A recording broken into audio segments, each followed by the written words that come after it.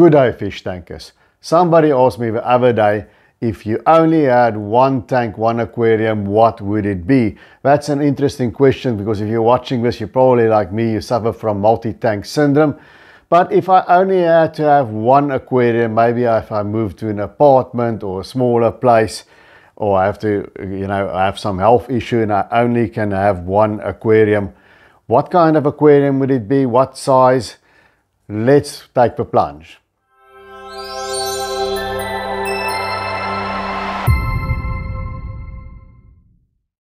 Okay, as you know, if you've been following this channel, I have 4 aquariums at the moment, with a 5th one waiting in the garage to be set up, and that's sort of my limit. Now, what kind of aquarium would it be if I only had to have one? Would I maybe choose a wet pet like a flower horn cichlid, or a couple of Oscars, or maybe even a couple of goldfish? I think no, I probably won't do that. I might get bored of it, and besides, I've got a very good dry pet, Princess Lulu Malan, who is 15 years old today and still going strong. One of the biggest blessings in my life. Happy birthday, Lulu. And I think I might stick to the planted tank ecosystem kind of aquarium variety. To me, that's very stimulating, because you've got this whole interplay between different things, the plants, the substrate, the fish, the snails and the shrimps. Now, as you know, I've made some changes. The pea puffers, don't worry, they found a very good home with Madeleine there from Brackenfell Pets in her private collection now. And I replaced that 5-gallon tank with the 5-gallon Betta tank, which I did a setup video for the other day. So we've got the Betta here and the 5-gallon tank on the bookshelf. But I can tell you, if I only had to have one aquarium, I wouldn't get a nano tank, because it's just too limiting. It's a Betta in there and a snail and 2 ottos.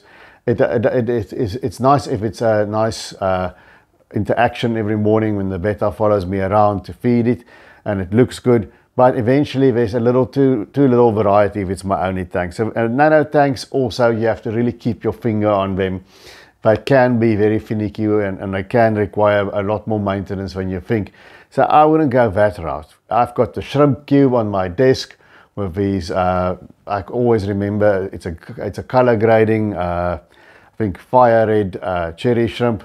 And these shrimp are quite fascinating, but would I just have a shrimp cube, or just a slightly bigger tank only with shrimp? No, I don't think so. I understand what the shrimpers are about now, and it's very nice, but just the shrimp tank, I am not sure of that. Now, the 29-gallon, I've reset the entire thing, and it is getting on. As you can see, the plants are growing in nicely. That ugly heater, the plants just have to grow above that, and then we will have a very nice aquarium. But I'm really enjoying this one. It's got the shoals of tetras and rasbouras and honey gourami and some corridoras, and it's got the amano shrimps as well, and the nerite snails, and of course a bit of pest snails in the sense that there's ram's horn snails. But I like the way that tank is going now, it's still growing in. So would I have that 29-gallon? I think I would have a tank like that, but I would try and get the biggest tank that I could afford if I would only have one tank. That gives you a bit of elbow room. It's not something that you have to keep your finger on as much for maintenance. Does that mean I'm going to have a huge tank? No, not necessarily, because huge tanks, huge electricity, it's very hard to move them. I think if I only had to have one tank, I would have a 75-gallon like this one over here, a 4-foot tank. It's actually something in the 60-ish gallons, high 60s, but because it's sort of a high 4-foot tank.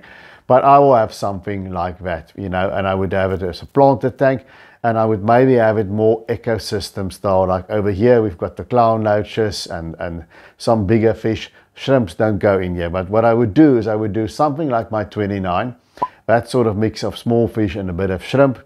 And I would definitely have it be a planted tank. And if you have only one tank, you can spend some money on it. So I've said in the past that I don't like canister filters, because when you clean them, it's such a schlep. But now I put a small canister filter on the 29, because I needed to add some chemical media to get rid of a yellow hoof that the spiderwood makes in the water. And I've got to say, yes, it is a schlep to clean, but you don't have to clean them as often. So if I had one 4-foot tank, maybe I'll get something like an RZ Biomaster, because you've got that pre-filter on it.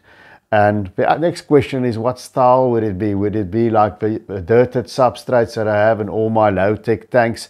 You know, 3 of them are dirted substrates, or would I go full out with the aqua soil and the CO2?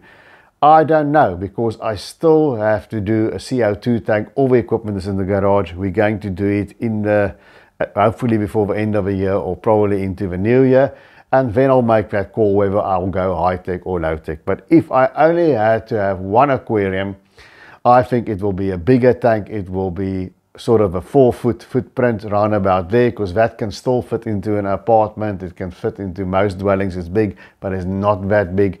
And I'll kit it properly, and I'll have it a planted sort of tank with as much variety of life as possible. I will do it in a way that I can have a fish, the shrimp, and the snails. Well, that's it from me, guys. Please tell me in the comments, if you only had to have one aquarium, you multi-tank syndrome sufferers, what would it be? I would be interested to know that.